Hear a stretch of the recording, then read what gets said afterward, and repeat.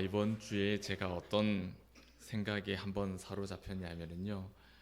대강절 이렇게 보내고 있는데 제가 앞으로 이제 대강절 여러 번 해야 되잖아요. 그러니까 여러분 이런 질문이 생겼어요. 설교를 하는 사람이 힘들까? 똑같은 설교를 매번 듣는 분이 힘들까? 이 질문이 생긴 거예요.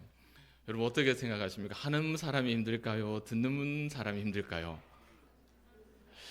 일부 예배 때는요, 뭐 거의 전적으로 하는 사람이 힘들다고 저를 지원해 주셨는데 2부 예배 때는 조금 작습니다.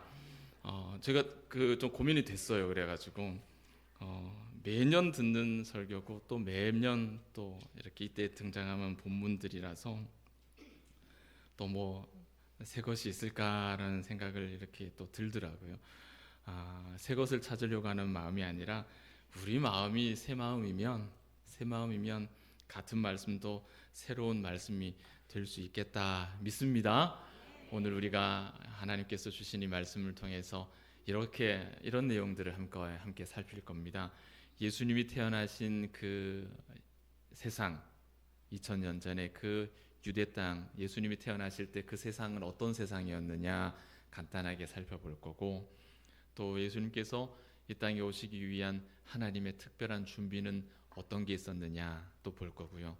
또 그런 하나님의 준비가 우리 대강절에 우리에게는 어떤 의미가 있느냐, 세 가지 이렇게 순차적으로 살펴보려고 합니다. 여러분 잘 아시는 것처럼 예수님께서 태어나셨던 또 사셨던 그 시대는 세계사로 볼 때는 어느 시대죠? 로마 시대죠. 로마가 세상을 이렇게 다 정복한 그때입니다. 뭐 최고의 힘이 세상의 힘이 군왕의 힘이 세상을 좌지우지하는 그때였습니다. 유대 땅은 로마의 식민지였습니다. 그때의 로마 황제는 아우구스투스라고 하는 황제예요. 성경에는 아구스도라고 되어 있죠. 그리고 세계사 책에는요 옥타비아누스라는 사람으로 우리에게 알려져 있는 사람입니다. 유명한 시저 있죠. 시저, 클레오파트라, 시저 이런 사람 유명하지 않습니까? 시저의 손자뻘 되는 양자예요. 그러니까 손자뻘 되는 양자인데 로마 최고의 황제로 이름난 사람이 바로 아우구스도라는 사람입니다. 그가 명령을 하나 내립니다. 어떤 명령을 내립니까? 오늘 말씀 읽은 대로 천하의 사람들에게 호적을 하라는 명령을 내리죠. 이 호적하라는 명령이 기가 막힌 하나님의 역사거든요. 호적을 한다라는 이 말은요 다른 게 아니라 로마 황제에게 얼마나 막강한 힘이 있나를 보여주는 한 예예요. 로마가 다스리는 제국이 얼마나 크겠습니까? 그런데 로마 황제 한 사람의 말 전부 다 호적하라 그래 한마디 했더니 모든 로마의 지배를 받는 사람들이 민족의 대이동을 해야 되는 겁니다. 호적하라, 주민등록증 만들러 가야 되는 거예요. 그 황제의 힘이 얼마나 강력했는가를 보여주는 단적인 예가 이 호적이라는 이 일이 되겠습니다.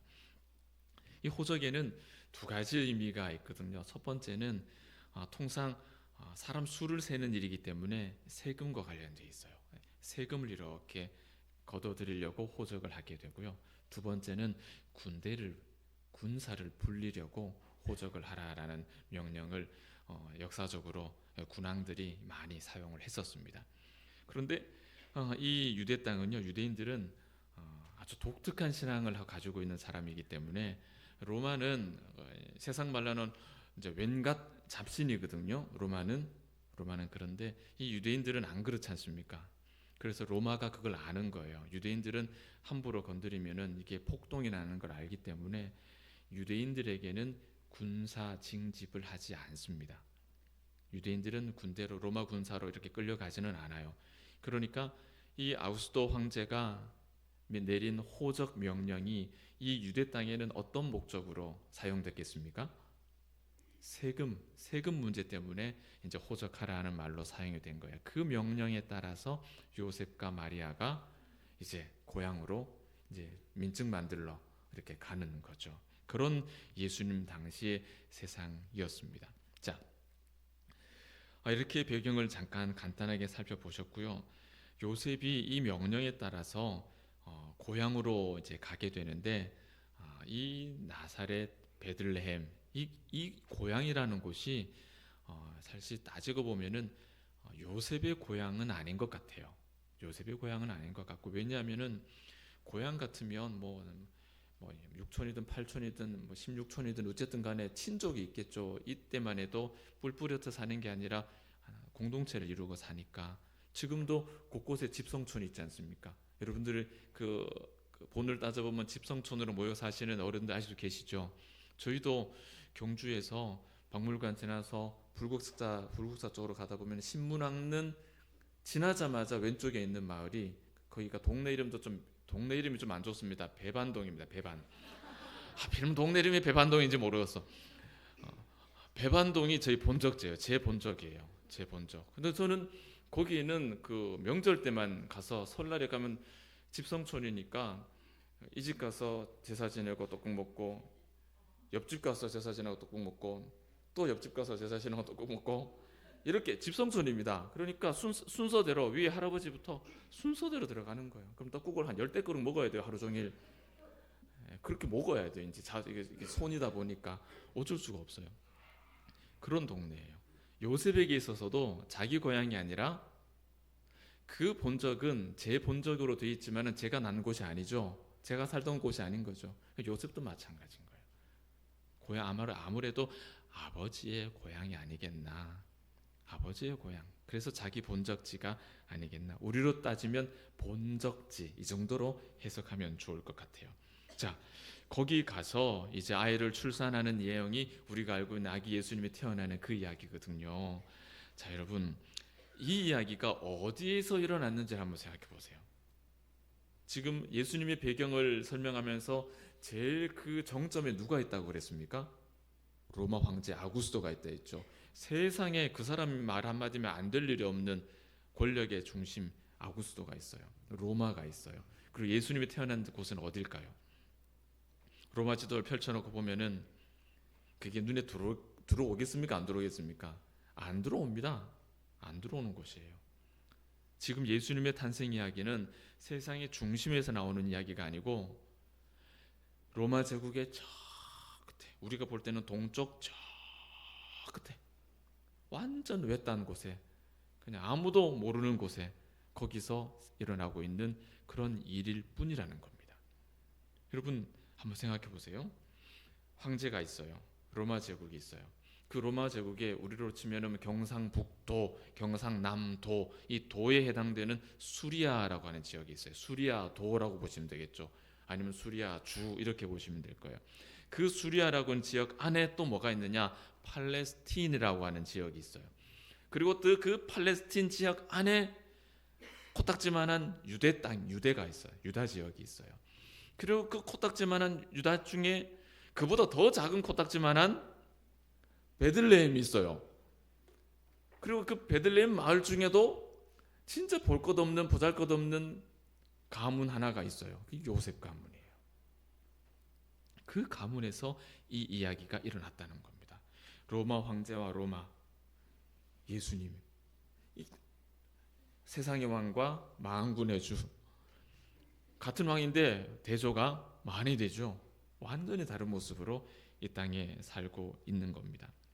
이렇게 세상의 왕, 그 권력의 폭풍이 몰아치던 그때의 예수님은 가장 낮은 모습으로, 가장 허름한 비천한 모습으로 나신 겁니다.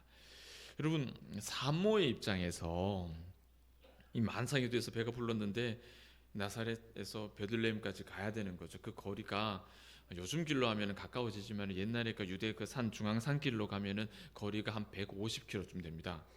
150km. 배부른 산모가 150km를 나귀를 타고 간다 그런들 쉽겠습니까? 요즘 같으면 가라 그러겠어요? 나이가 1년 좀 그냥 호적을 1년 늦게 하더라도 낳고 가라 하지. 그 배불러서 가겠습니까? 가다가 예수가 무사하게 출산한 것만 해도 이게 전 신통방통한 일이죠. 그 정도 거리면은. 그런데 이 가혹한 호적 명령이 정말 놀라운 하나님의 역사를 그랬죠. 예수님이 어떻게 잉태되셨어요? 성령으로 잉태되셨죠. 자, 그러면 여러분, 예수님이 진짜 요셉 자손, 다윗의 자손이라고 하기가 깔끔하세요? 좀 깨림칙하세요?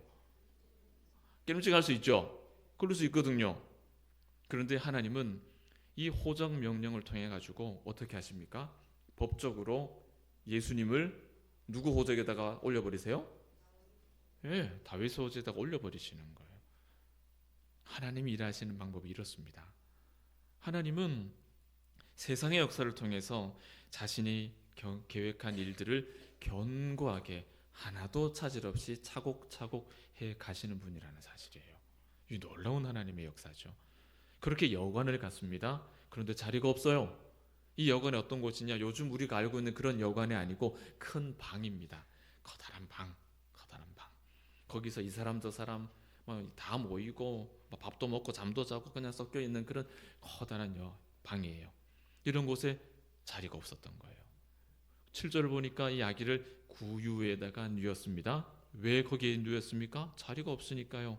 그런데 그 자리가 어떤 자리냐?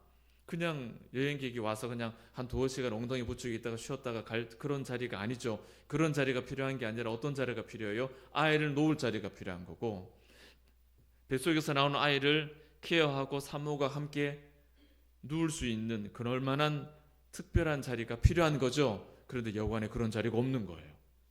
그래서 구유에 누운 겁니다. 아주 특별한 자리, 구주가 태어날 자리, 그 자리가 필요했어요. 하나님은 이 위대한 인류의 역사를 위해서 아주 특별한 자리를 예비하셨습니다. 그 특별한 자리가 어디입니까, 여러분? 구유입니다. 구유. 좀 좋은데 좀 하셨으면 좋았을 거로 구유에다가 마련하신 거예요. 이 구유가 특별한 자리예요. 왜 특별하냐? 여러분 딱 보면 딱 느끼는 첫 느낌이 어떠세요? 구유 좋아요, 안 좋아요? 안 좋죠. 이 비천함이죠. 낮고 낮음이죠. 여러분 세례 요한을 한번 생각해 보십시오. 세례 요한은 6개월 간격으로 먼저 나왔지 않습니까? 그런데 세례 요한은 예수님과는 정반대예요. 예수님은 정말 비천한 곳에 사람이 낳는 줄도 모르는 그런 곳에 태어났는데요. 세례 요한은 날 때부터 요즘 아이들 말로 인싸였습니다. 인싸. 이게 무슨 말이냐면은 그냥 세상의 중심에서 주목받고 있는 아주 유명한 아주 스타라는 거죠. 날 때부터 유명 인사였어요. 세례 요한은. 왜 그러냐? 여러분 세례 요한의 이야기 한번 잘 아시잖아요. 아버지였던 사가랴 제사장이 그 성전에 들어가서 분향하는 거기에 제비 뽑힐 수 있는 확률이 굉장히 어렵거든요. 굉장히 어려운데 거기에 뽑혀가지고 분향하러 들어갑니다. 거기서 천사를 만나죠. 그래서 세례 요한이 준다 만다 이야기를 하다가 어떻게 됩니까? 아버지가 입이 꿀먹은 벙어리가 돼버리죠. 그게 표적이 됐지 않습니까? 말을 못하는 거예요. 여러분 이 이야기가 얼마나 신통방통한 이야기입니까? 그 동네에 발 없는 말이 천리를 간다고 얼마나 그 소문이 신속하게 퍼졌겠어요.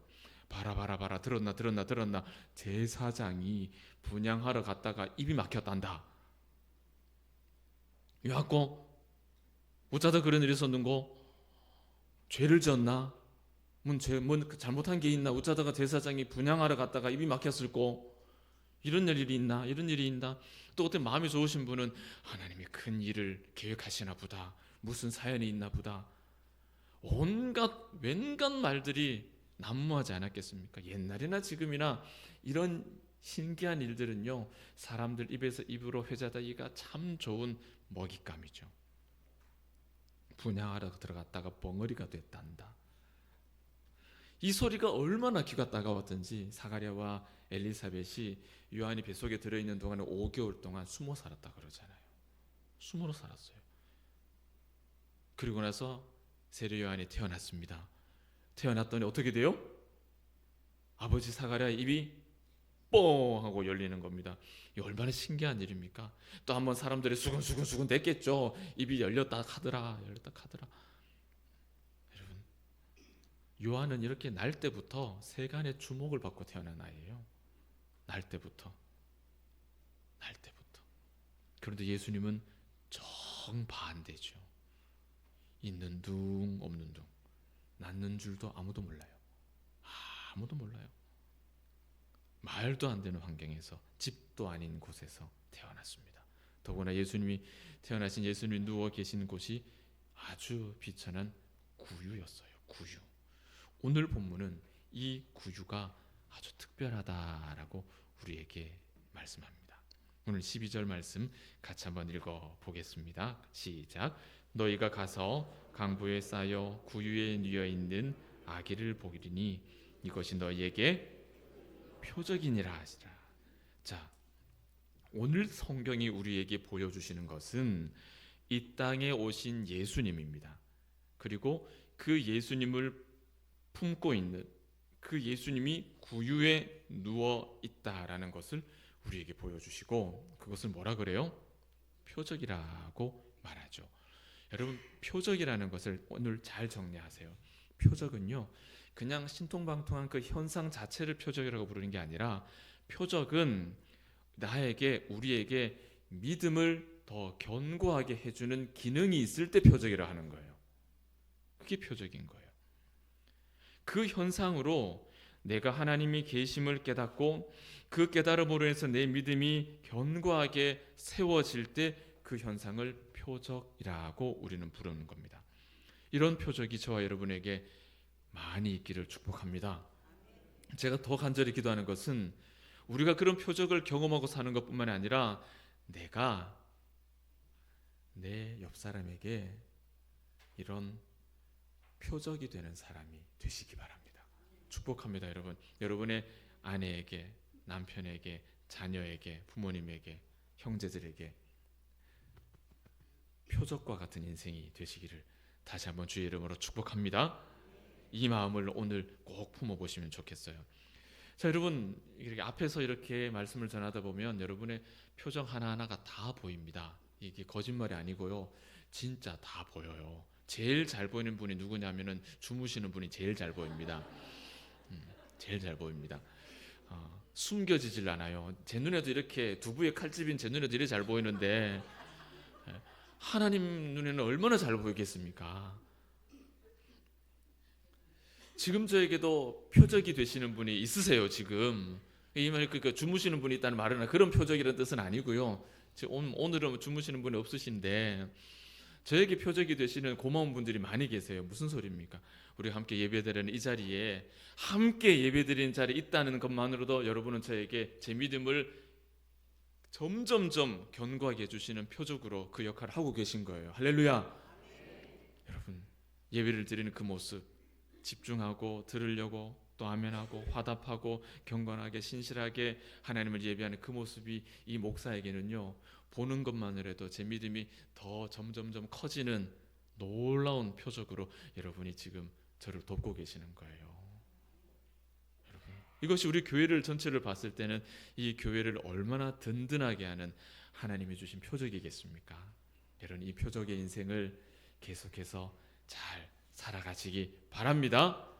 그런 의미에서 혹시 옆에 주무시는 분이 계시면 한번 찔러주시고, 표적 인생이 연속될 수 있도록, 중단되지 않고 연속될 수 있도록 그렇게 한번 사인을 주시면 좋겠어요. 자, 기적과 같은 이 신기한 현상만이 표적이 아니라고 말씀을 드렸죠.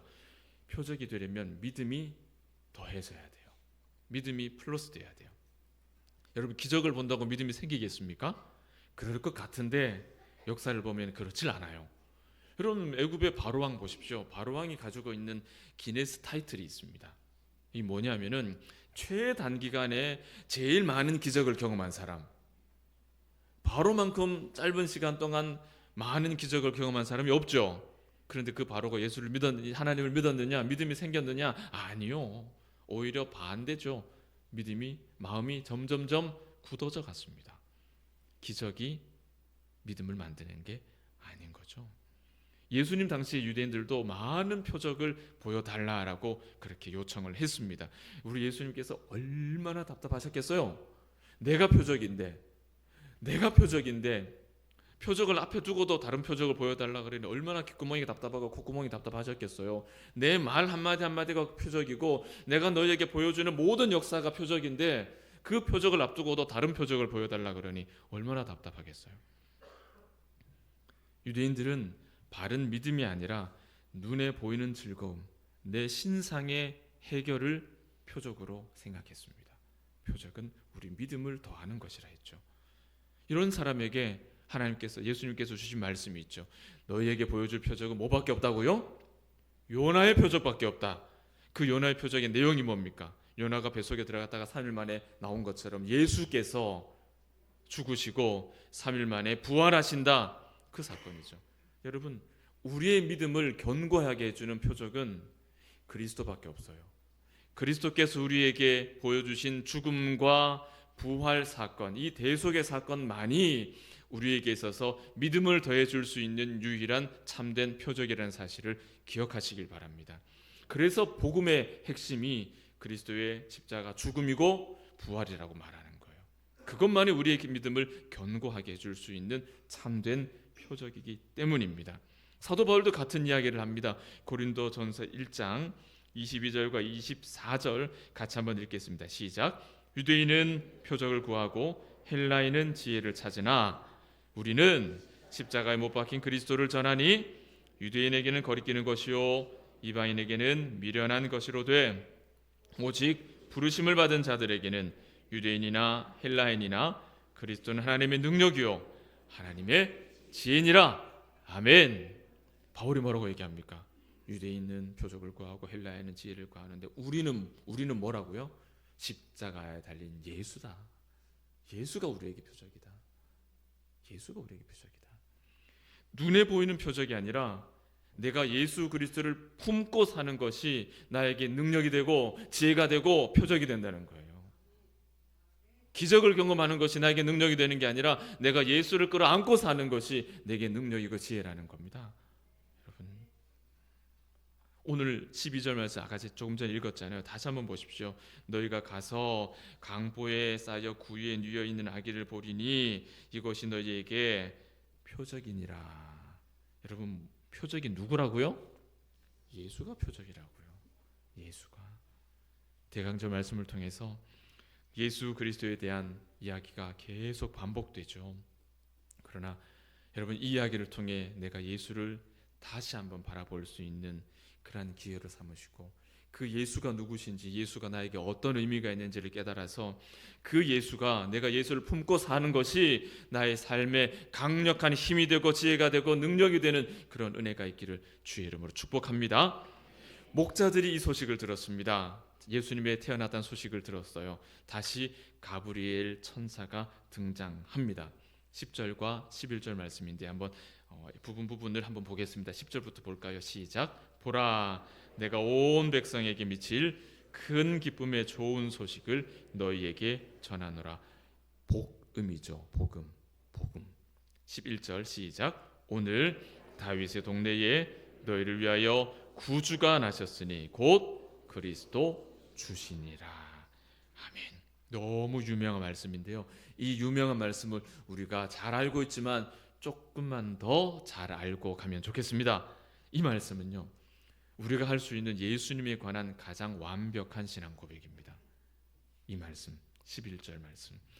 복음서 전체를, 이 성경을 요약해서 걸레짜서 쭉 물을 짜면요, 뭐가 마지막에 뚝뚝 떨어지냐면은 이 말씀이 떠올라요.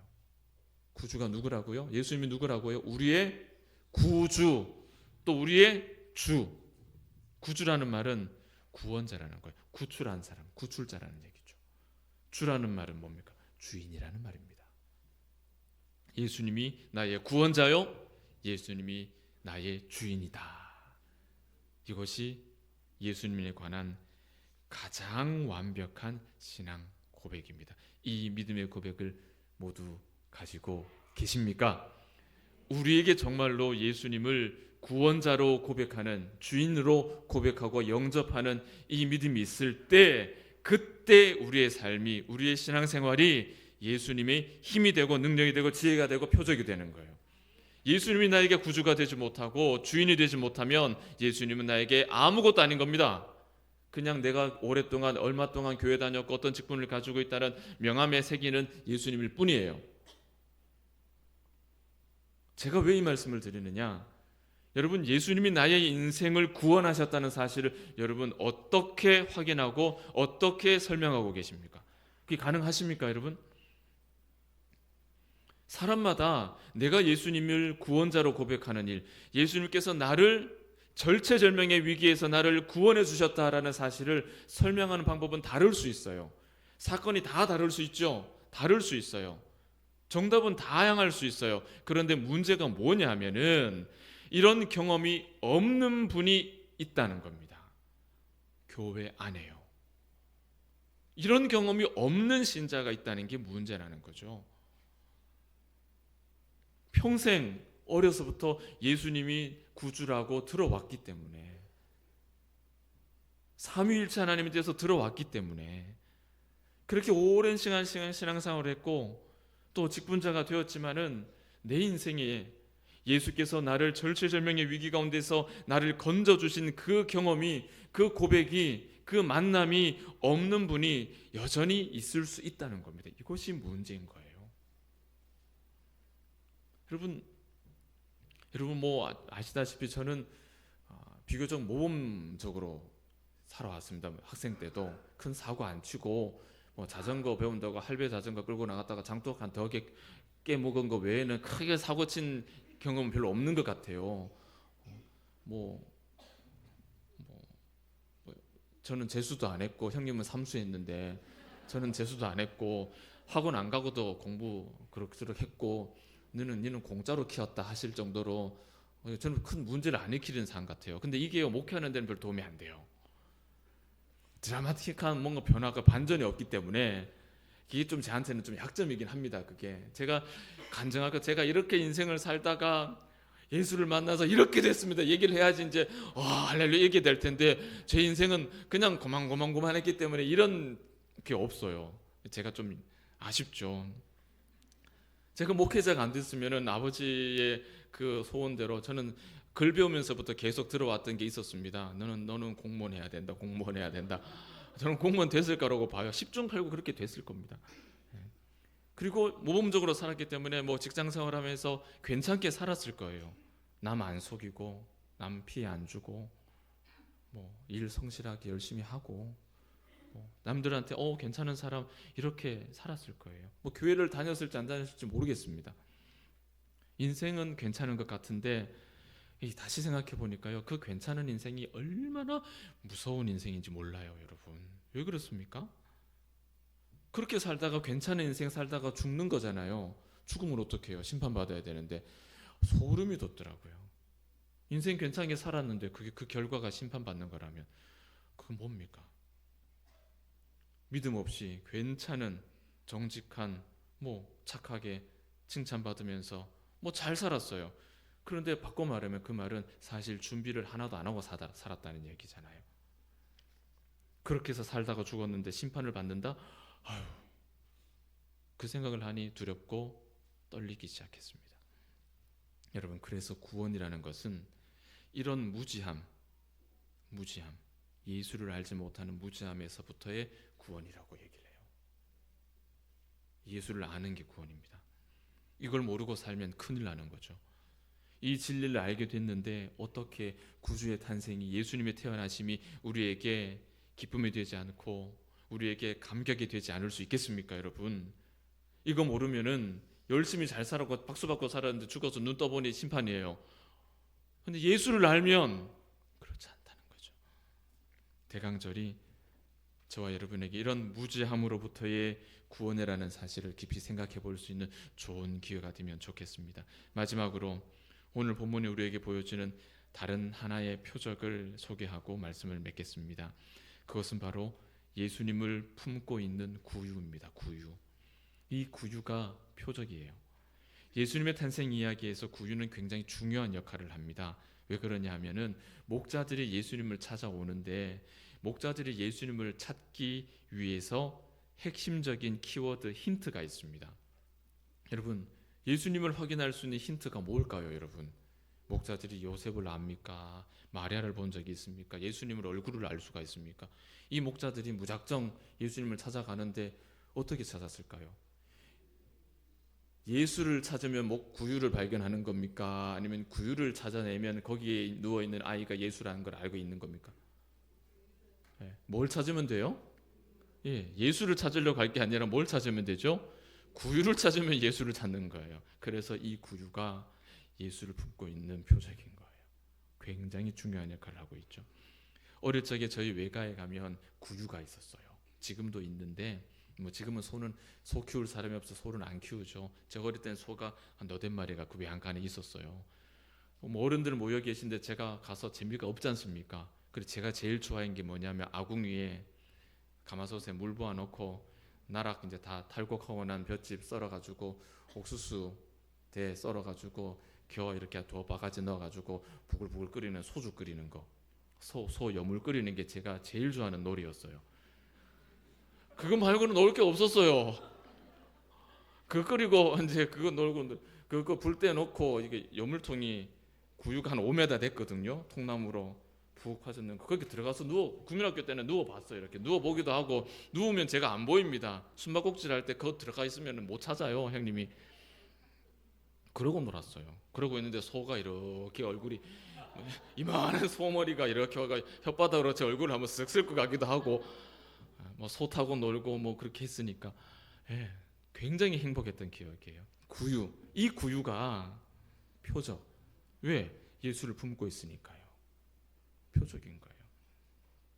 예수님이 거기 없으면 이 구유는 그냥 소 밥통일 뿐입니다. 그런데 이 비천한 구유가, 아무것도 아닌 구유가 그 안에 예수를 품고 있음으로 인해 아주 특별한 것이 됩니다. 표적이 되는 것이죠. 오늘 말씀을 이렇게 한번 정리를 해봅시다.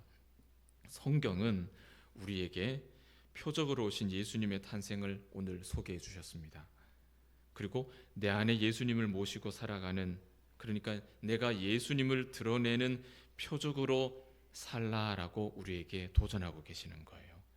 내가 좀 괜찮게 산다면 이 구유와 같이 겸손하게 자기를 낮추고 자기 자신을 부족하다 여기며 살아가는 것이 표적된 인생을 사는 겁니다.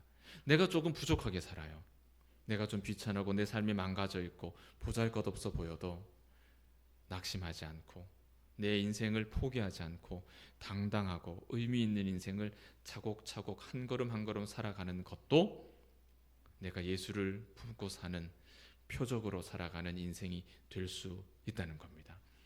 우리의 삶의 양상이 넉넉하든 부족하든 내 안에 예수님이 계시는 삶을 산다면 우리 모두는 이 땅에서 예수님의 표적으로, 구유와 같은 예수님의 특별한 표적으로 살아가는 사람이 될 수 있는 겁니다. 사랑하는 여러분, 대강절 말씀을 듣고 있죠. 구주의 말씀이 능치 못함이 없는 말씀인 줄 확신하십니까? 그래, 그 확신으로부터 나오는 찬송을 하나님께 올려드리고 계십니까? 그렇다면 이제 주님이 온 세상에 미칠 기쁨의 소식, 바로 복음으로 이 땅에 오셨다라는 그 사실로 인해서 여러분의 믿음이, 우리의 믿음이 더 건강해져야 돼요. 더 강해져야 됩니다. 또 하나, 우리 주님이 비천한 낮고 낮은 구유에 나셨다라는 사실을 통해서 다양한 모양의 우리의 삶이 이 땅에서 다른 누군가에게 특별한 표적이 될 수 있다라는 것도 깨닫고 사시기를 축복합니다. 예수님의 오심, 표적으로 오신 그 예수님으로 인해 우리 마음이, 우리 믿음이 더 강해지고 그 오신 예수님이 비천한 구유에 누워 계심을 바라보며 연약한 우리도 그리스도를 끌어안고 있을 때 우리도 이 땅 가운데서 다른 누군가에게 표적이 될 수 있다. 표적으로 살아갈 수 있는 복된 인생이 되시기를 주의 이름으로 축복합니다. 기도하겠습니다. 고마우신